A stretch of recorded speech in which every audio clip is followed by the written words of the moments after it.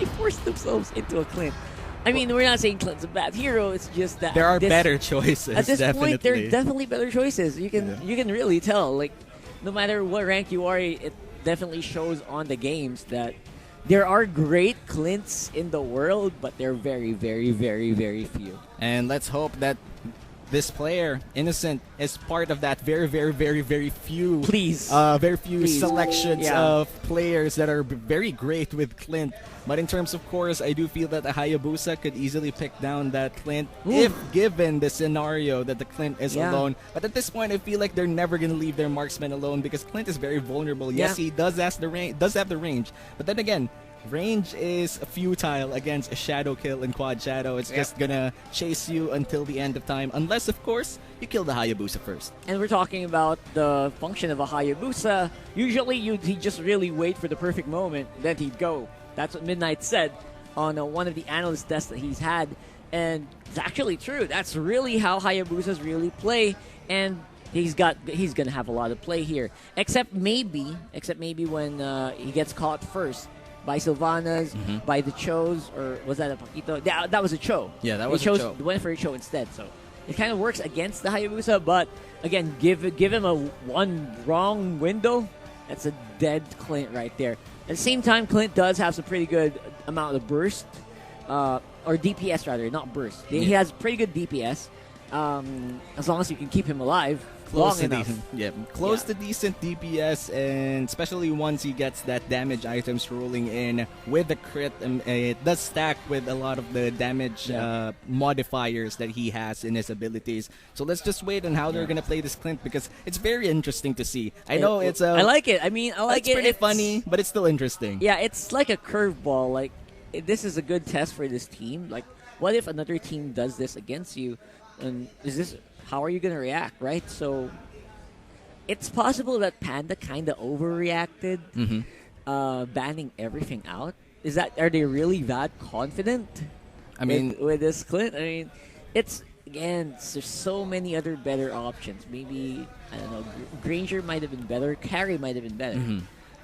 Maybe someone with more mobility in at least late game insurance policies. I mean, Clint does have a little bit of late game, but if you compare it to a Carry, especially in the hands of a good professional player, again, we are in the best of the best, top 8 teams in the main qualifiers for MPLPH.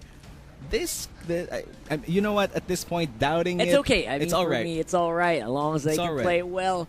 You can play anything. Go ahead and pick Layla for all we care. Just go ahead and win that game, right? So, but again, the win rates are going to be a little bit more difficult to handle. And again, just wait for us as we load up into the game. We will be there shortly. And as we wait for the game to load up, I feel like a good point of discussion is how intense this day is for us. What a day! For everyone watching at home right now. From the first match sweeps up to the match 5 best of 3 series, that journey itself for the first day of the main qualifier broadcast, how does it feel to be, delivering the game to the audience right now? Yeah, I feel like this is where it all starts for a lot of the people who are watching. That's why everyone, this is how you do it. This is the road to getting to the top. This is the road to getting where Bren Esports was. They all started somewhere. They started here. Yeah. And again, these are just teams who are trying to emulate that, trying to get back to the top, or trying to get to the top, get a chance to be one of the very, very best part of the 10 that will be joining us for the regular season. And just want to say that it just feels, it just feels like there's going to be that little something. Yeah, the teams that make it, they have that something. Yeah, that X factor for the teams that will make it. Something you can't really explain, and I'm looking for it here so far. With the draft, it's starting to look like it's going to be a hard game for Panda. I hope it's not. To be honest, a lot of people who are watching probably want the Clint to work. They want it to work. It's a nice way to yeah. feature an underdog story, something that doesn't really seem like it would win, but suddenly you start supporting it and it actually works. It's fun to watch, it's really but fun it's to really watch, right? rare. It's so rare when it happens. So let's hope that it's gonna be a fun Clint game. Yep. We are watching the best of the best teams in the Philippines right now, so I'm expecting at least that they know how to make sure that the Clint doesn't immediately die, as you said earlier, to the Hayabusa. Again, Hayabusa is also kind of a 50-50 for me because you really got to get those farm ups as well, right? So if you don't have the farm up, it's going to be very difficult for you to do any of the executions that we're talking about. Again, we're still a little shocked here, everyone is, with the pick. And there's no redraft, right? I don't think there's going to be a redraft or anything. Because they already gave away, so probably just making the lobby or something. Yeah, so we're just waiting for the teams to actually set up again, and maybe the moment that we enter the Land of Dawn again. And so far, thank you for actually supporting our Day 1 broadcast. It's been a long day, even if we did get a lot of 2-0s out there. It still feels like a long day, and especially for ULVL. It's really going to be a long day. Not just a long day, but also a long night. They're going to have a lot of meetings. And hopefully they don't really change their lineup too much. Their lineup's pretty great. I mean, the lineup of ULVL is composed of some really cool people. And so they've actually made a lot of changes to their roster already. And maybe too much change might damage that thing that ULVL has. We'll never know because they've been playing for a long time. This roster has been playing for a long time already. Yeah, and most of all, I feel like a very important factor to take as well on the non-competitive side is to keep their at least friendship in check as well. Because at times like this, at tough times like this, an almost moment where you got into the top 8, got broadcasted. You're almost going to go back under the ULVL banner inside the MPL, and then suddenly all just crashes down on you, especially later tonight. It's going to be something that you think about, something that you want to, there's going to be regrets for sure. But in the end, I feel like a team should stick together as a team. Yeah, I feel like roster changes, that's been happening a lot actually. Every time a team doesn't qualify for MPL, sometimes they do a lot of roster changes, which I really, really don't support. I feel like they should. A lot of the teams that play together should really, just stick together, and that's how you develop the years of experience together. That's something that's very difficult to just take a lucky guess at. Yeah, and sometimes some teams would pick up people and try their luck. For me, I think it should be more of nurturing. It's kind of nurturing the team that you already have. I see. I feel like that's a great way to really get a quality team under your belt. Yeah, just trying to grow talented people, make sure that they learn more as they lose more. I mean, there's more to learn when you lose than it is in winning. And for Bren, it's not always, I would say that all of their losses before is what made them to the champions that they are right now. But we're finally here in the Land of Dawn. I think there really was like a redraft to happen here somewhere. So we're going to see a great game here for sure against Gray Esports versus Panda. And this game number 6 of the first day of MPL Philippines Season 7 main qualifiers. You're watching the English broadcast. In case you're wondering, we're in the Philippine MPL. Why are we hearing people talk in English? Because this is for the international viewers, man. That's just how it is. I just saw a lot of comments earlier from Indonesia, so shout out to all our Indonesian viewers. They're watching. Right now. And probably the Myanmar people who are really very happy about their second place in M2. Probably. I don't know. We'll have to find out.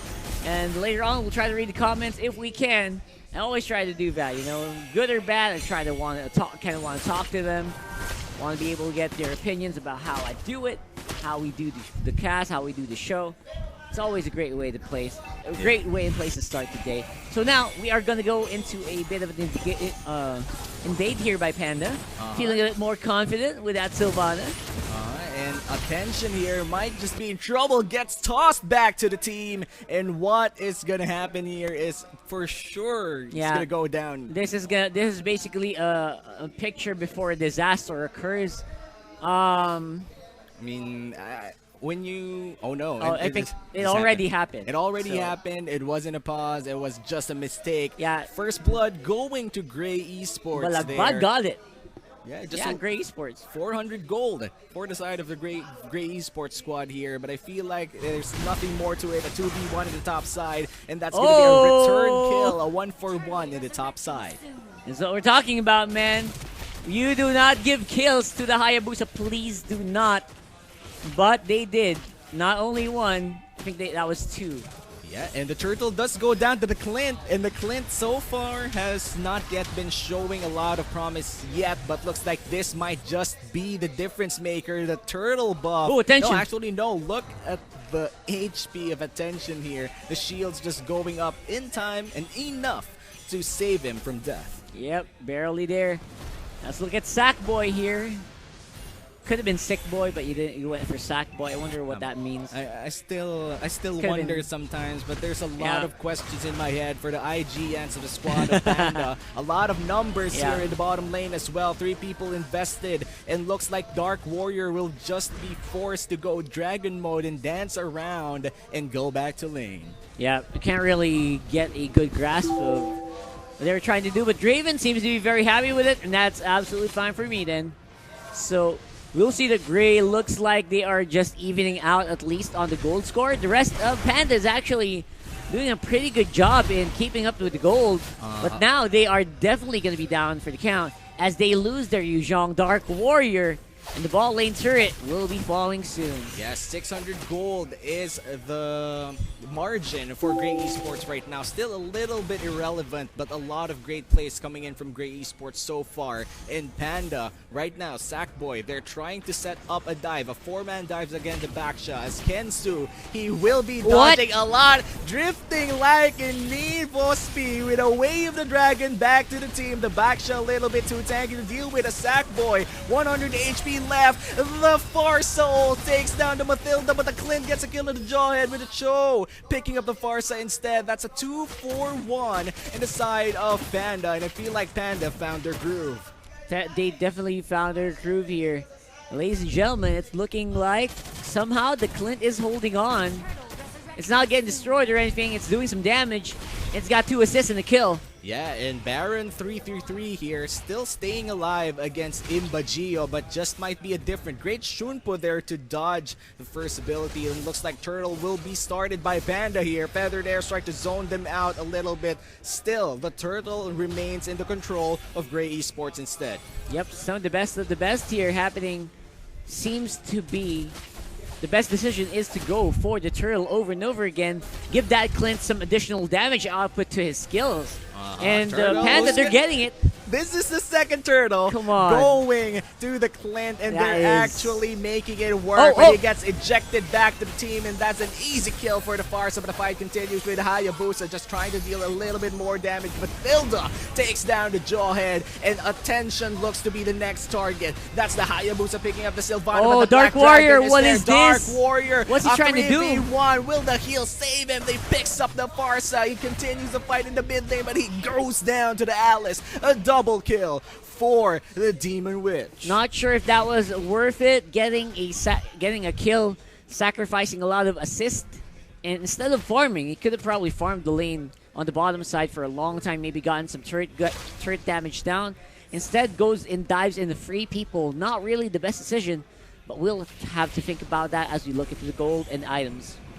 And looks like Gray Esports here is just trying to pick up a bot lane outer turret, and I feel like this is enough of a defense for Panda to make sure that Gray just respects it a little bit. In the top side though, Innocent 04 with another kill, baby. 2-1 and 2 for our Clint. Yep, doing pretty good job in Innocent 04. I never thought I'd say this, but Clint's kind of working. He's kind of doing it. And in MPL main qualifiers, as well. Man. Quite interesting end to our day here. Outer turret in the bottom lane goes down, and we have 4 people rotating for Gray Esports. Might be the mid lane next. They're going in for the outer turrets first, and not a lot of fights lately. Like, even if we have already 15 kills on the table, it doesn't feel like that they're taking messy fights. At all. I feel like they're doing just right. It's a dive in. Imperial Justice with Circling Eagle. That actually is great counter. Balagbag gonna get taken out as well. Dark Warrior for the escape with the Black Dragon for him. And this could be something else here. However, Sackboy gonna be absorbing a lot of that shadow kill damage, forces them to kind of play a little more cautious here on the turtle area. If Innocent04 here gets another turtle, this is going to be their third turtle of the game, but looks like Gray Esports will try to secure better position in there as Dark Warrior is forced to dash out to safety. I feel like they have to concede this as the Yuzhong goes down. Yeah, they have to give the turtle to Gray Esports, and this will be fairly uncontested. With Imba though, I feel like that was a little bit an overstep for the Alice. Yeah, way too much, way too soon. I mean, they were able to zone out and secure the turtle, but I think it was already secured. They maybe overdid that a little bit too much, didn't they? So, but look at this Cho. Great play to try and pick off Saikuno, and that's the Imperial Justice just eliminating that Farsa underneath the turret. Is trying to go for the Spiral Strangling, but go for the outer turret instead. The Mathilda pushes him back as Kensu will be just ejecting him back under the turret. Quite the counter play to Sackboy here, and they respect the damage so far. So far, man, it's neck and neck, literally. 21.6k for both teams here. And the items that we were talking about earlier are already locked in. We got some lollipops, Clock of Destinies on both the Farsa and the Alice. Very good itemization so far for both of these heroes. And right now on the Clint, 5.5k. Mafilda's actually richer for some reason. I don't know how, but it is what it is at this point. 2-1-4 on the Clint. So far, he has been at least working out for Panda, not as expected. And I'm sure the fans here watching it on our English broadcast is quite excited to see a Clint on display as well, especially with this being our last match of the night. Yeah, they're gonna start saying stuff like, "Hey, is this what you do in the Philippines?" Yeah, it kind of is. I mean, Clint was already making some headlines like before M2. Like people were saying maybe we can try out Clint, but no one really had like the capacity, or no one had the initiative to start it on M2. Maybe this is the start of it, man. Maybe Panda's just starting, you know, maybe this a revolution for Clint. Yeah, maybe this is the secret weapon. Maybe the secret weapon of Panda. Maybe for their final, what could be their final game again for both teams here, Gray Esports and Panda. This could be their final game. If they lose this best-of-3 series, they have to go home and face their fans. A little bit sad. And for the winning team, they still continue their journey tomorrow. So far, this game has been fairly quiet. We're 10 minutes in, and there has not, like, wait a minute. No team fights yet for like big team fights for Gray Esports against Panda. Yeah, people are just trying to go in one by one. For the most part, it's okay. But again, while you're doing that, you're just giving the Clint so much more leeway here. Half HP on the Lord. They know what's happening.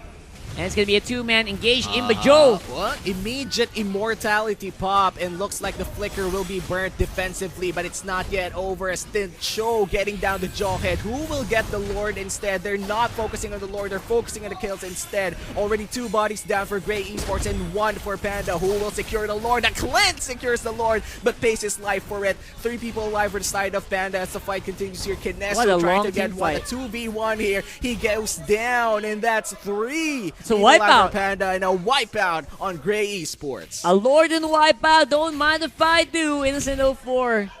He's dead now, but he did his job. That was a lot of DPS, and that was a really, really long team fight for both teams here. And Draven not really getting a chance to show off his skills. 7.2k right now on the Clint. 8.6k on the Cho. Baron free is actually the guy you kind of have to watch out for here. And at this point, Panda, with the Lord marching on the top side, it really felt like a quick game for them. Even if it was an extended team fight around the Lord area, it felt like it was like this whole transition from getting the Lord, trying to secure kill after kill. Innocent 04 making the Clint work. Of course, the whole entirety of Panda Gaming making it work. It felt like quick transitions, and 11 minutes in, we're looking at second-tier turrets already falling down.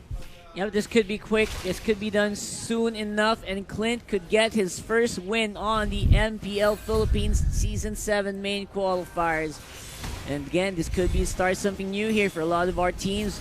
They can see that this Clint can make it work. Oh no, look at the damage. Just getting suppressed underneath the turret, but he won't fall just yet, but will do now. The Jawhead goes down to the Clint. Wave the Dragon is committed underneath, and a mega kill for the Jaws. The Hayabusa goes down, but the Alice goes in for the revenge kill. A double kill for the Clint is actually working for it now, but he gets stunned underneath the turret. Dark Warrior fails the dash. No, I'm kidding. He actually exits the base. That's right. There you go. And attention, in Innocent 04, this is a two-man wrecking crew. They got a front line, they got a pretty good back line. And at this point, level 15, you got the items that you need. You kind of have the levels that you need already as well. And they can start taking down this mid lane turret. That guy's gonna hurt. He's double buffed as well. Yeah. So this marksman has all the items and the buffs that he needs to make it work. 4, 2, and 7 Clint, just pushing a lot of turrets, a lot of objective damage for this marksman, and this is what you want to see if you're playing Clint. Try to abuse that range, abuse that modifiers that you have for your attacks, and eventually just secure more turrets. And now that we're looking at the base, almost exposed, that top lane turret almost non-existent for Gray Esports. Yep, there you go. Clint really does hurt. We're going to see a lot of Clints in ranked games later. I hope you guys are ready, you viewers out there at home. Yeah, I hope you forget about your stars, mainly because not a lot of players can pull this off. Again, as you said earlier, Rockhard, Clint is not one of the heroes that you see very often, and there's only a select few that could actually play Clint well, and that's right. Thankfully for Panda, apparently Innocent's one of them. Innocent's one of them. Yeah. And I really like what they're doing here. They're actually making it work, and they are always keeping him completely secured around the buff area. I think this would not have worked if there were a lot of buff invades, especially done by the Jawhead, which did not happen, by the way. The Jawhead played a bit more on the laning phase. That's not how you do it. For me, I feel like that's something that was probably the key thing that was missing out here. What was the Jawhead doing around the lanes? And why were they not able to stop the buff taking, the turtle taking of this Clint? Yeah, and the Clint securing 3 turtles, a couple of kills around the map. They actually played it in a way that they played to the strengths of the Clint. This isn't something that we actually see very often. Yeah, so, absolutely. Again, abusing the range, abusing the damage modifiers and the attacks of the Clint, and eventually just treating him as every marksman you have ever, except you use more range and damage. I mean, there's a lot of options to choose from, especially. If you think about it, it's quite the opposite of the marksmen that are in the S tier, perhaps. Roger can turn melee. Yi Sun Shin has some melee stuff as well. Clint, a total opposite. I make space, have longer range, and for some reason, it's been working. It's been working, and that's the weird thing about it, is that the DPS from the Clint at this point should be a bit more scary. I feel like they just had so many advantages, but I feel like there's still some wiggle room here for Gray Esports. So let's see if they can do that as we get into the game. Gray Esports, they're not really executing well at this point. They're not maximizing Sykkuno. Sykkuno's always last to arrive at the fight, and usually afterwards, he can't really do anything after that initial Feathered Airstrike. And the Feathered Airstrike wasn't really dealing a lot of damage as well to begin with. We saw it when he threw out that ultimate inside the base to defend. Look at that show on the top side, taking it down by himself, and he does so with ease. And he just dashes away with the Shunpo, flashes that sticker, and calls it a day. Calls it a day, my friend. That should be it. Nail the Coffin here is going to be the next Lord, probably. 25 seconds up to that one. It's impossible for Gray Esports to really contest this head-on, so they might have to do something sneaky, because they will have to defend their base at the same time.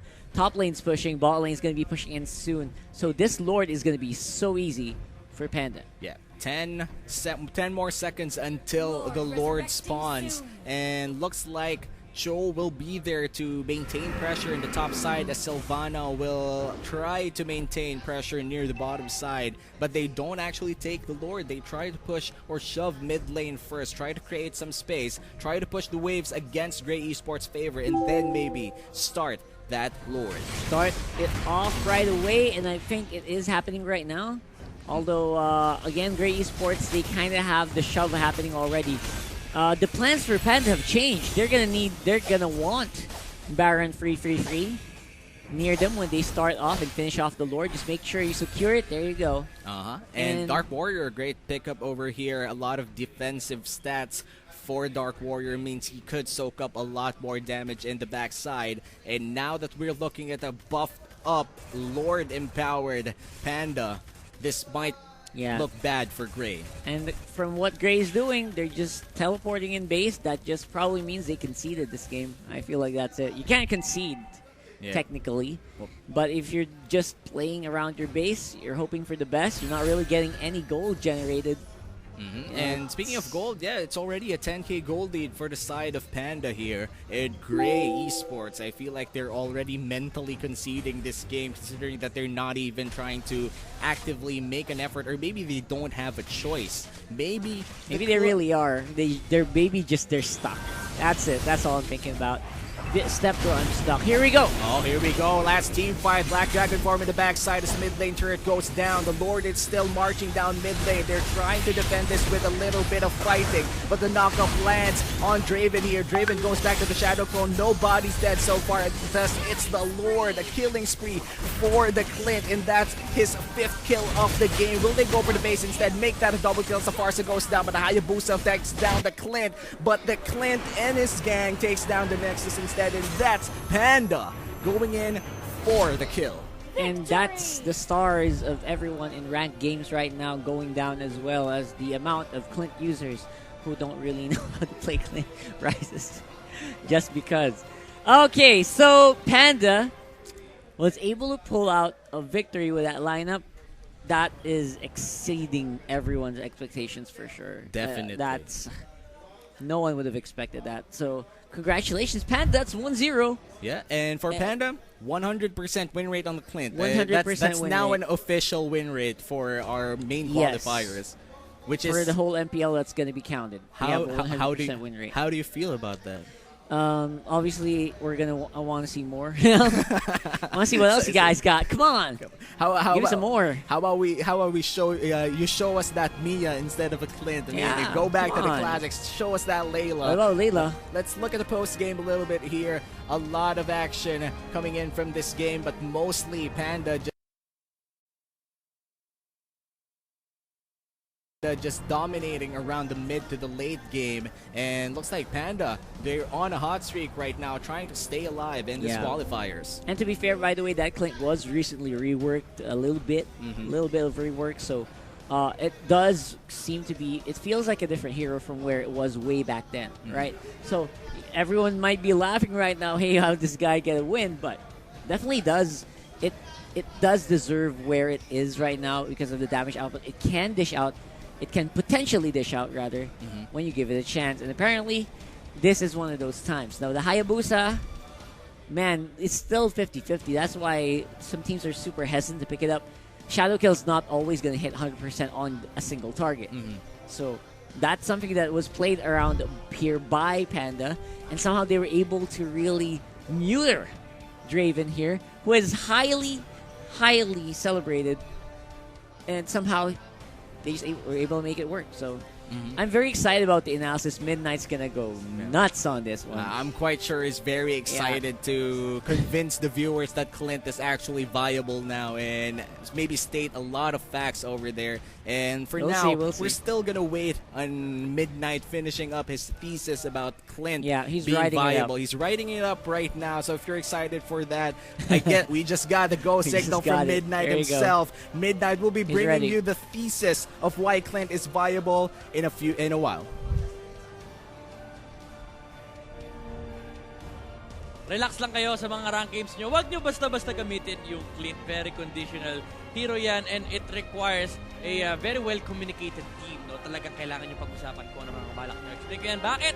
Once again, this is your analyst. My name is Midnight. And the thing about Clint is that you need to have a specific goal in mind para ma-maximize mo yung power spike niya. Isipin nyo para siyang Granger, no? Para siyang Granger in a way na yung objectives nyo or kung ano man yung kailangan niya gawin, either kill or farm, kailangan niya ng kampe. Hindi siya tulad ng mga tulad ni Lancelot, ni Ling na may sariling buhay, or even the Claudes, the carries na ang goal lang is mag-farm. Clint is a very specific goal-oriented hero. No? Either mag-farm ka or you push objectives with your teammates. And tama yung sinasabi ng mga classes natin. No? Napakaganda ng duo na ginamit dito ng Panda Gaming, and in the end, mukhang nahirapan lalo yung Team Grey with their lineup. Now, I'm talking about lineup here. Bakit importante pag-usapan yung lineup? If you look at the lineup here of Panda Gaming while we show you the items here, 5-man group up yung gusto nila mangyari. And with Clint, medyo arguable kung tama ba yung lineup na ginamit nila. But the thing is, the idea against the lineup of Grey is just group up, kasi hindi naman tayo malulugi sa isang Hayabusa na nag-farm lang at ang gusto lang mangyari is humanap ng small skirmishes. If you group up as 5, no, buong araw natin nakikita yan, yung idea ng pag-group up and taking objectives, tinatanggal mo yung momentum na pwedeng makuha ng kalaban mo. And Team Grey dito, naghihintay sila ng time, naghihintay sila ng momentum. Now, we're gonna look at the items here. Importante na makita natin yung items actually ni Yuzong at ni Cho. Again, na-highlight ng mga cases natin dito yung itemization ni Baron, no? 2 Blade of Despair. Ito yung threat talaga ng Panda Gaming. Kapag ikaw ay na-knock up, ay expect mo na mamamatay ka within the next 3 seconds. And bakit importante yung item ni Yuzong dito, no? Just take a look at the scores and the items of the Yuzong. Although silver yung kanyang score dito, no? Ang trabaho niya kasi dito is i-supply yung team fight for Team Grey. After the Bloodlust Axe, immediately going straight for the Oracle, which is usually nakikita natin kapag against ka sa mga early magic type heroes. That is what Grey has. Yan yung only existing